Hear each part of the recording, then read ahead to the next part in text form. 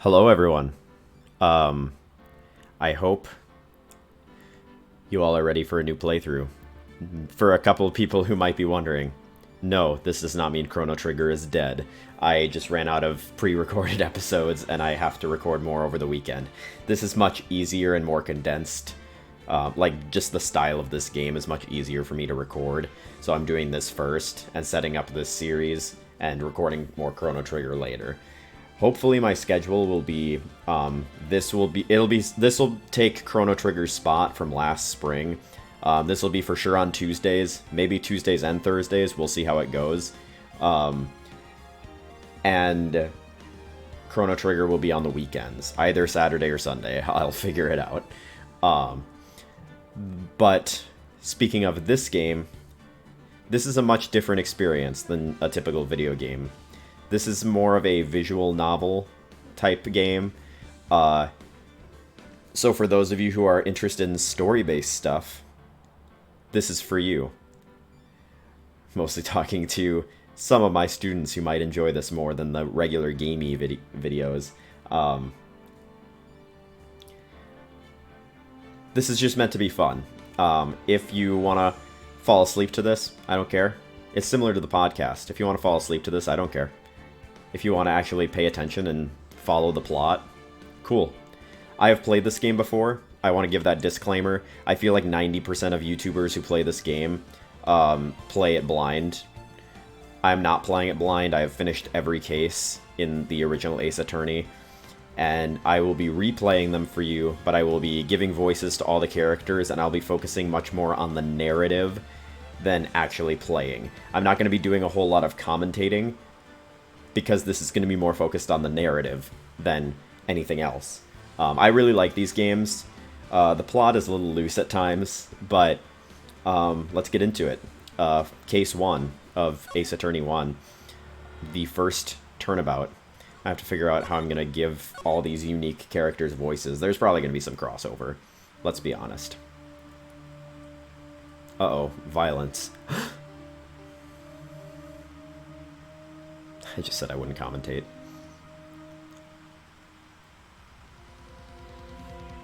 Damn it! Why me? I can't get caught. Not like this. I've got to find someone to pin this on.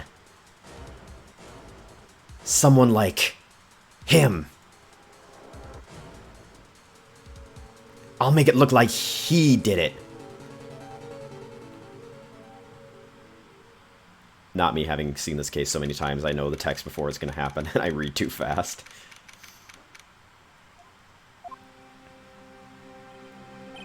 Boy, am I nervous. Right. Oh, hiya, Chief. Whew, I'm glad I made it on time. Well, I have to say, Phoenix, I'm impressed.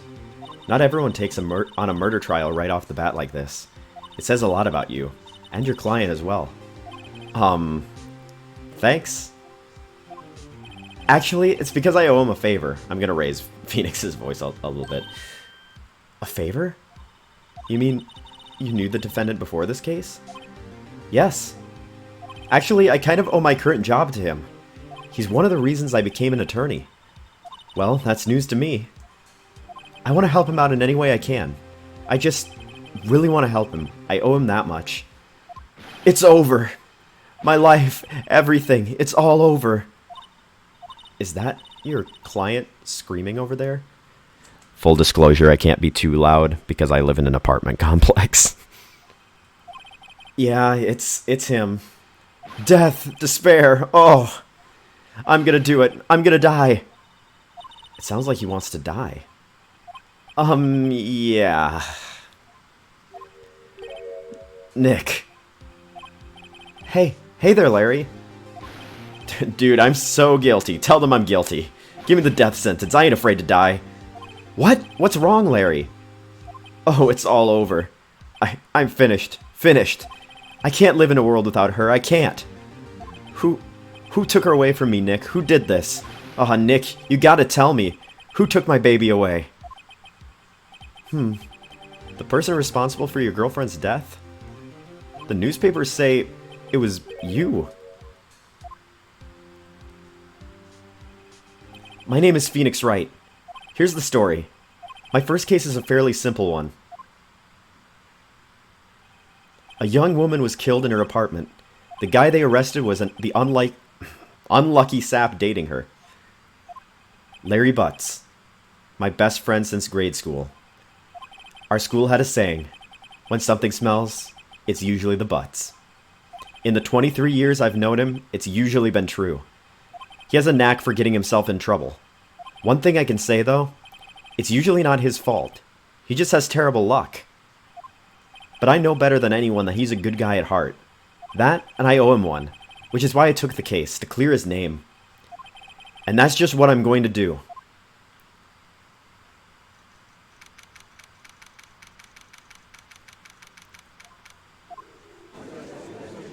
Should've gotten water. Court is now in session for the trial of Mr. Larry Butts. The prosecution is ready, Your Honor. It's coming back. The defense is ready, Your Honor. Mr. Wright, this is your first trial, is it not? Yes, Your Honor. I'm, a little nervous. Your conduct during this trial will decide the fate of your client. Murder is a serious charge. For your client's sake, I hope you can control your nerves. Thank you, Your Honor. Mr. Wright, given the circumstances, I think we should have a test to ascertain your readiness. Yes, Your Honor. I can swallow really hard into the mic. Hands shaking, eyesight fading. The test will consist of a few simple questions. Answer them carefully. Answer them clearly and concisely. Carefully, too, if you must. Please state the name of the defendant in this case. Isn't it you? The defendant? Well, that's Larry Butts, Your Honor. Why am I being quizzed in the middle of this court session and being treated like a fool in front of everyone? Correct. Just keep your wits about you and you'll do just fine. Next question. This is a murder trial. Tell me, what's the victim's name? Whew, I know this one. Glad I read the case report over so many times. It's... Wait. Uh-oh. No. No way, I forgot. I'm drawing a total blank here.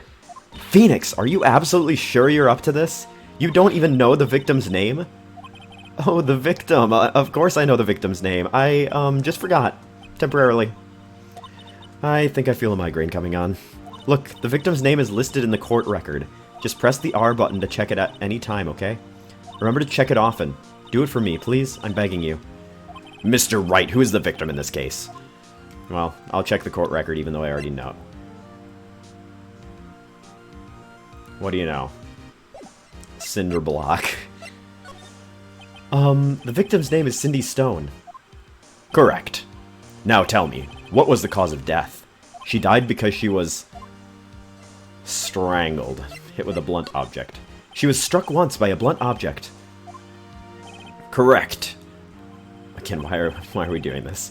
You've answered all of my questions. I see no reason why we shouldn't proceed. You seem much more relaxed, Mr. Wright. Good for you.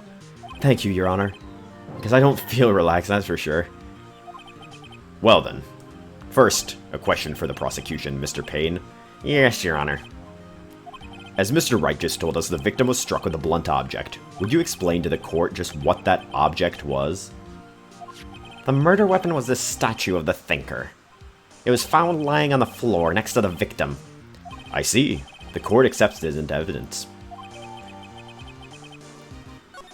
Right. Be sure to pay attention to any evidence added during the trial. That evidence is the only ammunition you have in court. Use the R button. Okay, yeah, I know. Mr. Payne, the prosecution may call its first witness. The prosecution calls the defendant, Mr. Butts, to the stand. Chief, what do I do now? Pay attention. You don't want to miss any information that might help out your client's case. You'll get your chance to respond to the prosecution later, so be ready. Let's just hope he doesn't say anything unfortunate. Uh-oh. Larry gets excited easily. This could be bad. Look at him. Mr. Butts, is it not true that the victim had recently dumped you? Hey, watch it, buddy! We were great together. We were Romeo and Juliet, Cleopatra and Mark Antony. Didn't they all die? I wasn't dumped. She just wasn't taking my phone calls or seeing me. ever. What's it to you anyways? Mr. Butts, what you describe is generally what we mean by dumped. In fact, she had completely abandoned you and was seeing other men. She had just returned from overseas with one of them the day before the murder. What do you mean, one of them? Lies! All of it lies! I don't believe a word of it. Your Honor, the victim's passport... I was going to say something else. According to this, she was in Paris until the day before she died. Indeed. She appears to have returned the day before the murder. Dude, no way. The victim was a model, but she did not have a large income. It appears she had several sugar daddies. Daddies? Sugar? Yes, older men who gave her money and gifts. She took their money and used it to support her lifestyle. Dude. We can clearly see what kind of woman this Miss Stone was. Tell me, Mr. Butts, what do you think of her now? Right? I don't think you want him to answer that question. Yeah, Larry has a way of running his mouth in all the wrong directions. Should I... I like this one. My client had no idea the victim was seeing other men. That question is irrelevant to this case. Oof. Dude, Nick, what do you mean irrelevant? That cheatin' she-dog? I'm gonna die. I'm just gonna drop dead. Yeah, and when I meet her in the afterlife, I'm going to get to the bottom of this. Let's continue with the trial, shall we? I believe the accused's motive is clear to everyone. Yes, quite. Oh boy, this is not looking so good. Next question. You went to the victim's apartment on the day of the murder, did you not? Well, did you or did you not? Well, maybe I did and maybe I didn't. Oh, he went. What do I do? I'll send him a signal. Lie! Like a dog! Well, see, it's like this. I don't remember. You don't remember? Well then, we'll just have to remind you. I got a bad feeling about this. We have a witness that can prove he did go to the victim's apartment that day. Well, that simplifies matters. Who's your witness? The man who found the victim's body, just before making the gruesome discovery. He saw the defendant fleeing the scene of the crime. Order! Order in the court! Mr. Payne, the prosecution may call its witness. Yes, Your Honor. This is bad. On the day of the murder, my witness was selling newspapers in the victim's building. Please bring Mr. Frank Sawit to the stand. This lovely gent. Mr. Sawit, you sell newspaper subscriptions, is this correct? Oh, yes, newspapers, yes. Mr. Sawit, you may proceed with your testimony. Please tell the court what you saw on the day of the murder.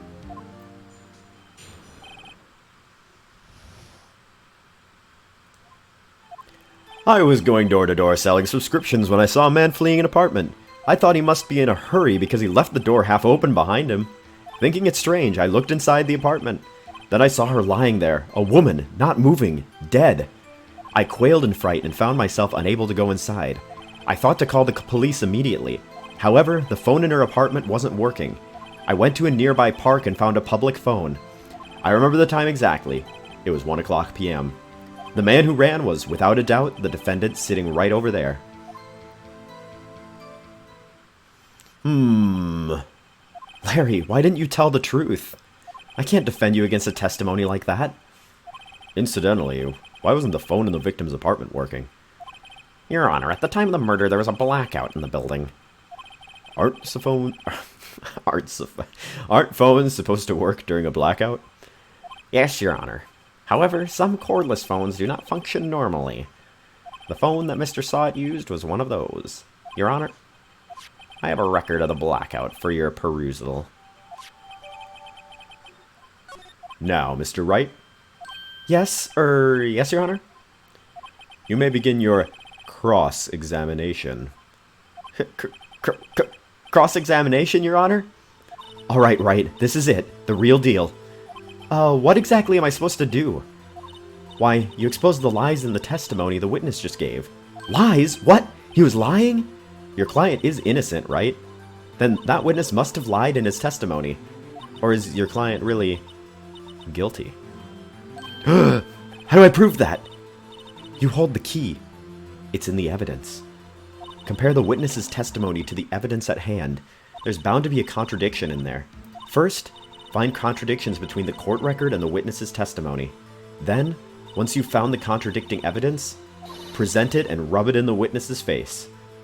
Okay. Open the court record with the R button, then point out the contradictions in the testimony.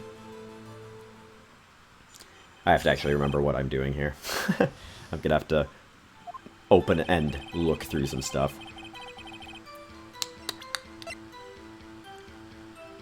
That's what I thought. So, you said 1 o'clock. Well, unfortunately, the time of death says 4 to 5 o'clock. So, you are a lying dog. Our first one. You found the body at 1 p.m.? You're sure? Yes, it was 1 p.m. for certain. Frankly, I find that hard to believe. Your statement directly contradicts the autopsy report. The autopsy notes the time of death at sometime after 4 p.m. There was no body to find at 1 p.m. How do you explain this 3-hour gap? Oh, that. This is trivial. The witness merely forgot the time. After his testimony, I find that quite hard to believe. Mr. Sawit, why were you so certain that you found the body at 1 o'clock p.m.? Gee, that's a really good question. Great job, Wright. Way to put him on the spot. That's all you have to do. Point out contradictions. Lies always beget more lies. See through one, and their whole story falls apart. Wait, I remember now. Would you care to give your testimony again?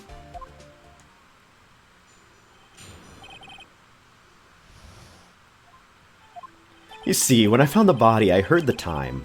There was a voice saying the time. It was probably coming from the television. Oh, but it was 3 hours off, wasn't it? I guess the victim must have been watching a video of a taped program. That's why I thought it was 1 o'clock p.m. Terribly sorry about the misunderstanding. I see. You heard a voice saying the time on a taped program. Mr. Wright, you may cross-examine the witness. Right. You know what to do. I've got this one.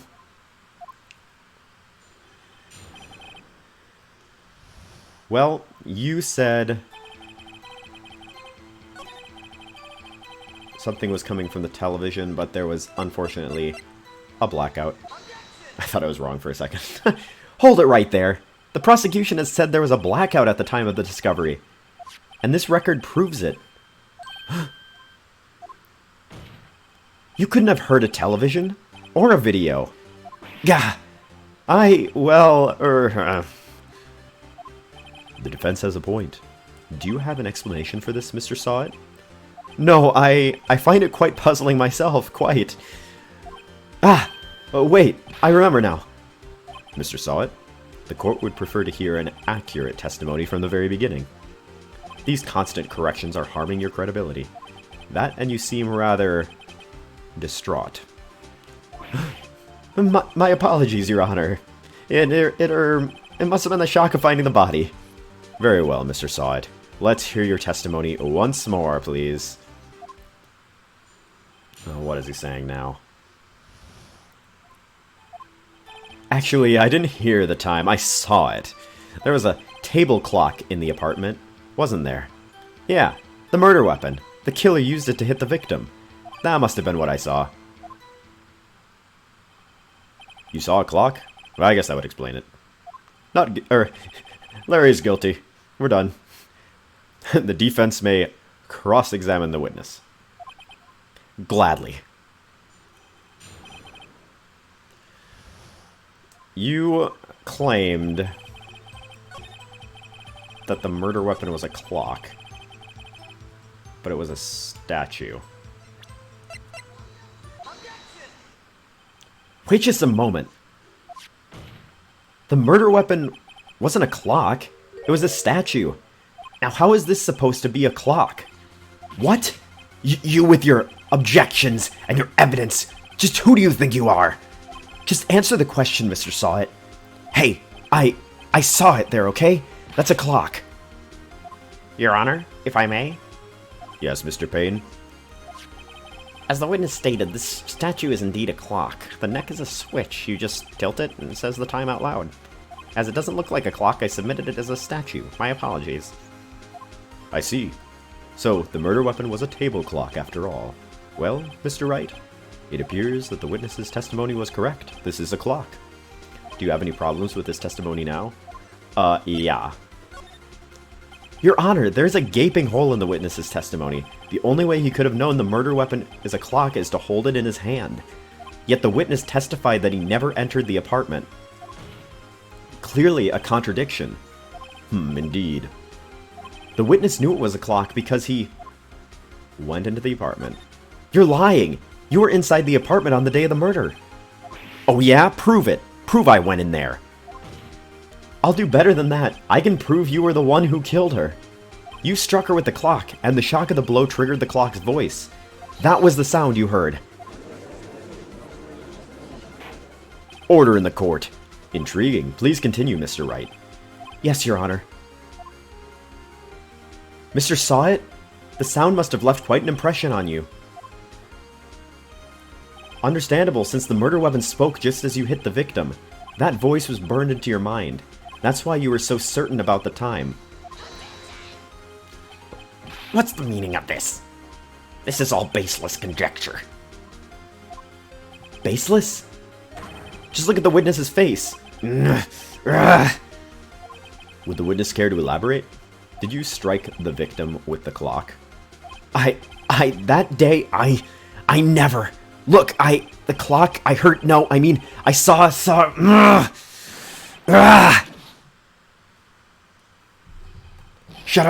up. I hate you. It was him, I tell you. I saw him. He killed her, and he should burn. Burn. Give him death. Order in the court, I say. Your Honor, a moment, please. There isn't a shred of evidence supporting the defense's claims. Mr. Wright. Your Honor? You claim the sound the witness heard came from the clock. Do you have any evidence? The whole case is riding on this. I better think it through carefully. Your Honor, the sound Mr. Sawit heard was definitely this clock. A fact which is clear if you simply... Let's sound the clock now, here in this court. Your Honor, may I have the clock? I ask the court to listen very carefully. I think it's 8:25. That certainly is a strange way to announce the time. Well, he is the thinker after all. So, we've heard the clock. What are your conclusions, Mr. Wright? Mr. Payne, can you tell me what time it is now? It's 11:25. Heck! As you can see, this clock is exactly 3 hours slow. Precisely the discrepancy between what Mr. Sawit heard and the actual time of death. So, Mr. Sawit, try to talk your way out of this one. You forgot one thing. Uh-oh, what's he talking about now? While it may seem like that clock is running 3 hours slow, it proves nothing. How do you know it was running 3 hours slow on the day of the murder? If you can't prove that, you don't have a case. He's right. How am I gonna prove that? Damn it, I was so close. Mr. Wright, it seems you lack the critical evidence to support your claim. Yes, Your Honor. This means I cannot let you indict the witness. Unfortunately, this ends the cross-examination of Mr. Frank Sawit. I come all the way down here to testify, and look what happens. You treat me like a criminal. A criminal! You lawyers are all slime. I almost had him. Sorry, Larry. I failed you. There's nothing I can do about it now. Not so fast, Mr. Sawit. Chief. Listen up, Wright. Don't throw this one away. Not like this. Think. But Chief, it's over. I can't prove the clock was slow the day of the murder. Nobody can prove that. Well, yes. But that doesn't mean you can't still win. Try thinking outside of the box. Don't waste time doubting the facts. Assume the clock was 3 hours slow and think through it. Ask yourself, why was the clock 3 hours slow? Figure out the reason, and you'll have your proof. Right? Can you think of a reason as to why the clock would be 3 hours slow? Wait! Maybe I can prove it. You must have evidence somewhere that can prove it, Wright. Find it and let them have it. You can have it. SpongeBob reference, I couldn't help it. Well, Mr. Wright, you say the clock was already running 3 hours slow on the day of the murder? Have you found evidence to support this claim? Of course. There is a piece of evidence in the court record that can prove my claim beyond a doubt. Ha! Tough words. Let's see you pull this one off. Let's see this evidence that proves why the clock was running 3 hours slow. Boom. The victim had just returned home from abroad the day before the murder. As we all know, the time difference between here and Paris is 9 hours. When it's 4 p.m. here, it's 1 a.m. the next day there. The clock wasn't 3 hours slow, it was 9 hours fast. The victim hadn't reset her clock since returning home. That's why the time you heard when you struck her dead in her apartment was wrong. Proof enough for you, Mr. Saw It? Or should I say, Mr. Did It?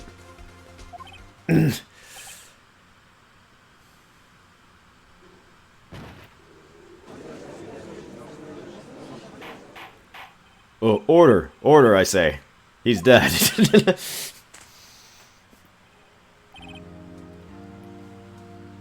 Well, this case has certainly turned out to be different than we all expected. Mr. Payne, you're a witness? He was arrested and has been taken away, Your Honor. Very well. Mr. Wright? Yes, Your Honor.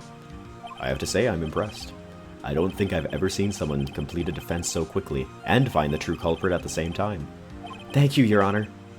At this point, this is only a formality, but this court finds the defendant, Mr. Larry Butts, not guilty. Yippee! and with that, this court is adjourned.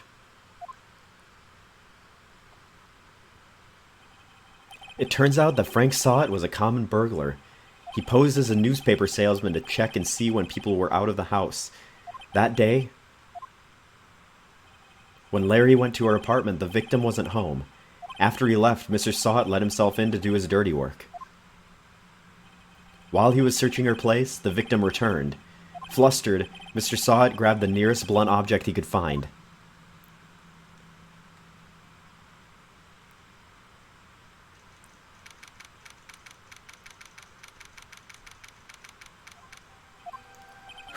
I still can't believe we won. Right, good job in there. Congratulations. Thanks, Chief. I owe it all to you.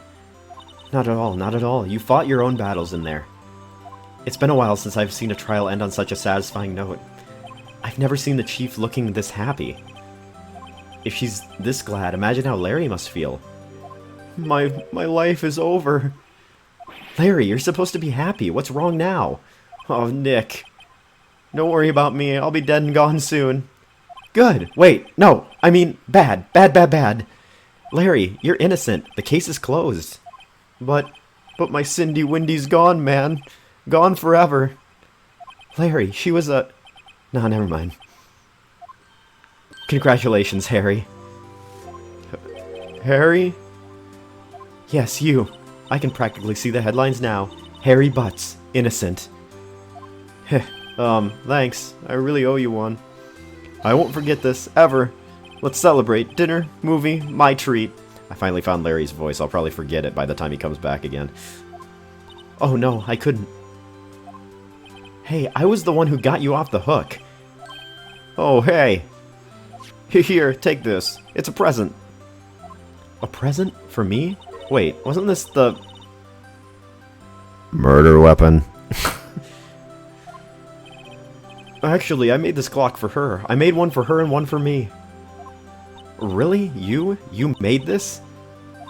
Well, thank you. I'll keep it as a memento. Yo, Nick. Can you believe it? I was so into that chick. And she was just playing me for a fool. Don't that make you just want to cry? Larry. Are you so sure? Excuse me? I think she thought quite a lot of you in her own way. Nah, you don't gotta sympathize with me, it's okay. Oh, I'm not sympathizing, really. Isn't that right, Wright? Don't you have something to show your friend? Something that proves how she felt about him? Huh? Oh yeah, right. What the heck is she talking about? Check this out, Larry. Proof positive you weren't just some chump to her. Huh? What about that clock? This is the clock you made for her, Larry. And she took it with her when she traveled. Whatever, she probably just needed a clock, that's all. You think so? It's a pretty heavy clock to take traveling. Well, make of it what you will. Hey, Nick. I'm glad I asked you to be my lawyer. Really, I am. Thanks. Hope that made him feel a little better. Right? I hope you see the importance of evidence now. Also, hopefully you realize things change depending on how you look at them. People, too. We never really know if our clients are guilty or innocent. All we can do is believe in them. And in order to believe in them, you have to believe in yourself. Right. Listen, learn, grow strong. Never let go of what you believe in. Never. Well, I think our work here is done. Shall we be off? Yeah, I guess so. Say, how about dinner on me? We'll drink a toast to innocent butts. Yeah. Oh, speaking of Harry, you were saying part of why you became a lawyer was because of him? Yeah, part at least. You'll have to tell me more about it sometime. Maybe over drinks?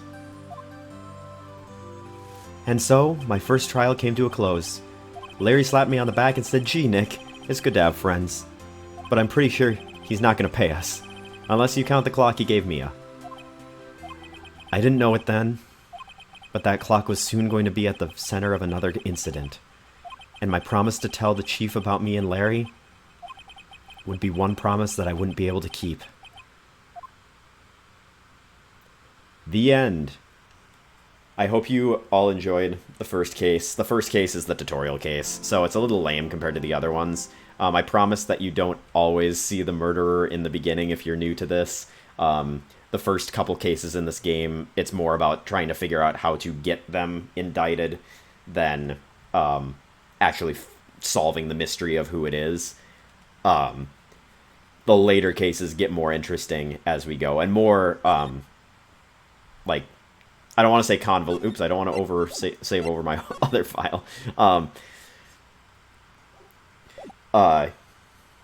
They get more